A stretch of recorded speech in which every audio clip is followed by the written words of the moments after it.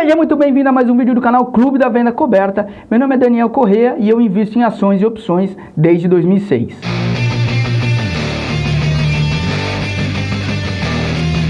O vídeo de hoje, para quem mexe com opções, é absolutamente imperdível. Eu vou tratar da diferença prática e conceitual da venda de put e da venda de call. Esse tema nem estava na pauta dos meus vídeos que eu tenho para gravar e eles acabaram aparecendo nos comentários. Então, reforço para você comentar aqui se você tem alguma sugestão, o que você está achando dos meus vídeos, que vão me dar uma orientação para os próximos vídeos que eu for gravar. Se você gosta desse tema, buy and hold, opções, mercado financeiro e não está inscrito no canal, aproveita e se inscreve porque o tema daqui é basicamente isso: opções com venda coberta, um pouco de venda de put e investimentos de longo prazo. Eu vou começar falando da diferença conceitual entre a venda de call e a venda de put. E para isso eu assumo que se você chegou até aqui buscando essa diferença é porque você entende o que é uma put e o que é uma call. Na put, o vendedor tem a obrigação de comprar o papel pelo preço de exercício. Então, se você vender uma put de 30, você é obrigado a comprar o papel por R$30. Se ele tiver em 15, você vai ter que pagar 30. E se tiver em 45, você ficou com o prêmio da opção. No caso da venda de call, você é obrigado a vender o papel por aquele preço. Então, se você vendeu uma call de exercício 30, você é obrigado a entregar o papel por R$30, se o titular da opção assim desejar. Então, se o papel tiver 35, você vai vender por 30 esse papel. Se o papel tiver 25, você vai ficar com o prêmio da opção vendida. É o máximo que eu vou falar hoje sobre opções para o tema não ficar muito complexo. Já entrando nas características, vou começar por aí. O que acontece depois dessa introdução que eu dei entre a diferença de put e call? Se o ativo objeto cai na venda de call, melhora a operação, pensando exclusivamente no prêmio da opção, tá bom? Não estou imaginando uma venda coberta, nem qualquer outra operação com put que esteja travada. Estou imaginando simples venda descoberta de call e de put. O prêmio da opção, no caso da venda da call, vai diminuir quando o papel cair, e no caso da put, na venda de put, o prêmio da opção vai aumentar, então essa operação na queda vai piorar. Na alta acontece o contrário, como o papel sobe, o prêmio da call sobe, e quando o papel sobe, o prêmio da put diminui, então vai piorar a venda da call na alta e vai melhorar a venda da put na alta. O ganho, ele é limitado, porque se você vender uma opção por 30 centavos, o máximo que ela pode chegar é zero. Então o máximo que você pode ganhar é o valor da venda, que são os 30 centavos. Então sempre o valor da venda é limitado. Já a perda, no caso da call, ela é absolutamente ilimitada. Se você vender uma call de strike 30, o papel pode chegar a 10 mil reais, 20 mil, 100 mil reais. Raríssimo? Claro que é, mas não há nada que impeça esse cenário. Então, o limite não existe. No caso da venda de put, existe o limite, que é se o papel estiver valendo zero. Então, se você vendeu um strike 50, o máximo que essa opção pode valer é 50 reais. Se você vendeu o strike 20, o máximo que pode valer é 20 reais. Acontece que na cabeça do investidor que vai fazer a operação, esse cenário não existe. Então, eu estou alertando que ele existe. Que se acontecer, dependendo do tamanho que for a sua posição, você vai quebrar. Então toma cuidado no manejo e no tamanho do lote. É possível fazer hedge com ações? Na venda de call sim, é que a gente chama de venda coberta, porque se a opção tiver perdendo, ou seja, se o prêmio estiver subindo e você tiver o papel está subindo junto, então o risco financeiro na alta é limitado. Já na venda de put não existe isso, porque se eu tenho um papel, imagina que o papel esteja a 30, eu tenho o papel a 30 e vendi put de 30 e o papel vai para 25, eu estou perdendo no papel e estou perdendo na put. Então não existe venda coberta de put. O máximo que você pode considerar assim, até como uma liberdade conceitual, é se você tiver o dinheiro para honrar o exercício, ou seja, você vendeu 100 puts de 30 reais. Se você tiver 3 mil reais para, se for exercido, comprar o papel a 30 reais, você está coberto, mas não nas ações, você está coberto no financeiro. E qual o objetivo dessas operações? Como quem faz venda de call descoberto dura muito pouco tempo no mercado, ele acaba quebrando porque é uma operação extremamente arriscada e financeiramente não é viável pelo tamanho da margem que se chama, eu estou imaginando que a venda de call está associada com o papel. Então, o objetivo é ou renda, ou taxa, ou você quer vender o papel, como aconteceu comigo, por exemplo. Eu queria vender Petrobras, só que eu não queria pagar o imposto, então eu vendia sempre menos de 20 mil por mês. Então, o que eu fiz? No primeiro mês, eu fui lá e vendi 20 mil. Só que pro segundo mês, ao mesmo tempo que eu vendi esses 20 mil, eu lancei uma opção ATM. Por que ATM? Porque é onde tem o maior VE e onde o papel estava. Se não me engano, estava em 24, 26, por ali. Então eu vendi uma opção de 26, digamos que por R$1. Se o papel tivesse, por exemplo, em 24, eu teria ganho os 24 mais 1. Se estava em 26, 26 mais 1. E assim vai. Então, como eu já estava querendo sair desse papel, tanto faz para onde ele fosse, para cima, eu já tinha decidido sair. E para baixo, eu ganhava uma margenzinha ali quando eu fazia essa venda coberta. E eu fui fazendo isso até sair efetivamente da posição que eu tinha de Petrobras. Já na venda de put, como não tem a associação com o papel, ela se trata de um trade puro ou a compra de papel, movimento contrário. Vamos por o seguinte, eu faço compra todos os meses. Comprei esse mês papel e o mês que vem eu vou comprar 100 ENGE, por exemplo. Eu vou comprar 100 ENGE a 43. Eu vou lá e vendo 100 puts de 43. Se o papel estiver acima desse valor, eu fiquei com aquele prêmio, porque eu vou comprar todos os meses. Então, o mês que vem, diferentemente do preço que o papel vai estar, eu vou comprar. Então, se eu ganhei o prêmiozinho da opção hoje, beleza. Se o papel cair para 40, eu vou pagar 43, porque eu vendi aquela opção, só que eu vou ter o prêmio dela. Então aí já entra um conceito que eu não sei se vale muito a pena você fazer a venda de put nesse sentido. Porque vamos supor que você trava sempre o preço do papel em 43. Todos os meses você vai vender put de 43 para você comprar aquele papel 43. Muitas vezes esse papel vai estar abaixo do preço. E aí, o que você fez? Você perdeu a oportunidade de comprar papel mais barato. Vale a pena? Não sei. Muitas vezes ele vai estar acima. E aí, se ele estiver acima, não é indiferente para você, porque você não tinha o dinheiro hoje para comprar esse papel. Então, como você vai ter o mês que vem, o preço que ele tivesse, você ia pagar. E aí você fica com o prêmio da put. O problema é quando esse papel cai, entendeu? Psicologicamente, eu te garanto que não vai ser gostoso para você. Você podia pagar 40 no papel e vai falar, pô, paguei 43. Faz parte. Essa operação, conceitualmente, ela é feita dessa forma. É assim que conceitualmente se vende put. Vamos para a prática aqui. Como funciona na prática a venda de uma call? A venda de uma call, papel em 30, eu vendo H33 por 30 centavos. Esse é o gráfico da venda da call. O pontinho verde é onde estava o papel quando eu vendi. Ou seja, até eu começar a perder, eu tenho 10% de alta que o papel pode subir. Isso é uma venda OTM. E só a partir de 10% eu começo a perder na opção. E na venda de put OTM, eu vou vender uma put de 27 estando o papel a 30. Como funciona isso? Funciona dessa forma. Da mesma forma proporcional. Então o papel pode cair 10%, que mesmo assim eu ainda vou estar ganhando o prêmio dessa put, porque só vai começar a piorar a partir do momento que chegar no strike vendido. E como é uma das formas mais interessantes de se casar a venda de call com a venda de put? Quando você abre um espaço na venda em relação ao papel, que é exatamente se eu juntar essas duas vendas aqui. Então o Petrobras está em R$30, eu vendo o H33 e a T27. Em ambos os lados eu estou a 10% do papel. Então o que aconteceu? Eu criei uma espécie de mesa num cenário onde eu vou ganhar o dobro do que eu ganharia se eu tivesse feito apenas venda coberta ou se eu tivesse feito apenas venda de put. Por que o dobro? Porque entre 27 e 33 eu vou ter ganho os dois prêmios, tanto da venda da put quanto da venda da call. Então esse é o jeito que eu mais gosto de operar a venda de put. Porque uma outra coisa que você pode entender também é o seguinte: se você faz venda coberta costumeiramente, todos os meses, toda vez que você perder na venda coberta, você vai ter um dinheirinho que você ganhou da put.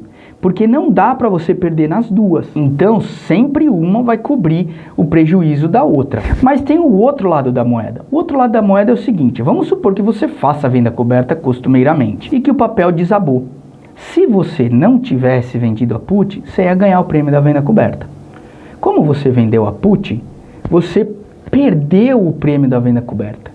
E perdeu mais ainda, porque se você vende uma put de, por exemplo, 30 centavos, você vai recomprar ela por 90, por R$1, e os 30 centavos não vão ser suficientes para pagar o prejuízo. Estou falando de cenário real, tá? Isso é o que acontece na prática. Então, embora você crie um belo colchão, onde estatisticamente você tem uma grande vantagem, porque você deixou 10% para um lado, 10% para o outro, não é incomum um dos lados você perder. Então, para você começar a operar, se isso te interessa, o que eu sugiro, começa pequenininho. Se você já faz a venda coberta, tranquilo. Se você não faz a venda coberta, começa ali com 100, 200 opções e vai testando, veja como isso se comporta.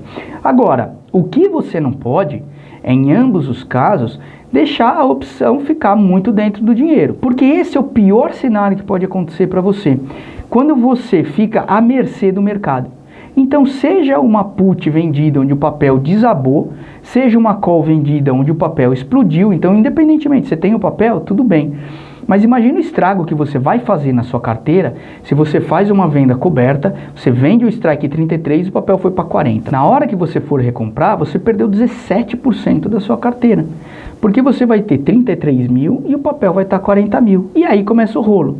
Porque você vai falar assim, não, na hora que chegar em 33 eu compro de novo. Aí você sai do papel. E vai acontecer uma vez desse papel nunca mais voltar. Entendeu? Como eu estou mostrando para você aqui. Onde o Itaú, lá em 2014, 15, 16, ficou de lado e de repente ele explodiu ali nos 12,50, 13 reais e nunca mais voltou. Então, se vocês imaginam que esse cenário que nós estamos vivendo agora, que toda vez que o mercado for para um lado, ele vai para o lado contrário um pouco depois, esqueça. Cedo ou tarde, você vai ter problema com isso. E no caso da put, acontece a mesma coisa. Olha o que aconteceu com o Banco do Brasil. Isso daqui é recente. O Banco do Brasil estava lá em 45, desabou no Covid e não chegou nunca mais. Então, se você está vendido numa put ali nos 40, nos 42, e aí? Não voltou até hoje, você faz o quê? Então, não fica nessa de querer não assumir a perda. Se você tem uma perda na operação, você tem que recomprar aquela opção e logo. Mas não é tema desse vídeo hoje, não vou me alongar nesse assunto. Tem uma outra operação que é comum se fazer com a venda de put e de call. Sim, eu estou fazendo agora as operações associadas pelo seguinte. A venda de put, se você quiser fazer, é um trade simples. Então o papel está em 30, você vendeu lá em 27, por exemplo.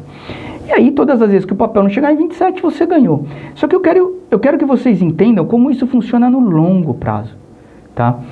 E no longo prazo, se você fizer isso, é um trade como o outro qualquer e você está sujeito às estatísticas de um trade como o outro qualquer. Você tem que avaliar se isso vai fazer sentido para você, se vale a pena ou não para você. Eu estou tentando trazer um conceito mais amplo para cá. E um outro conceito que é comum se fazer da venda de call e put é quando elas são feitas no mesmo strike, na operação ATM. Então o que acontece? Venda de call, vocês já sabem, a dinâmica do gráfico, a diferença é a posição do papel, que ela está bem posicionada no preço do papel. Então, com o papel a 30, eu vendi a opção a 30 reais. Venda de call se comporta desse jeito, o papel começou a subir, ela já começa a perder. Na venda de put acontece ao contrário, o papel começou a cair, ela já começa a perder.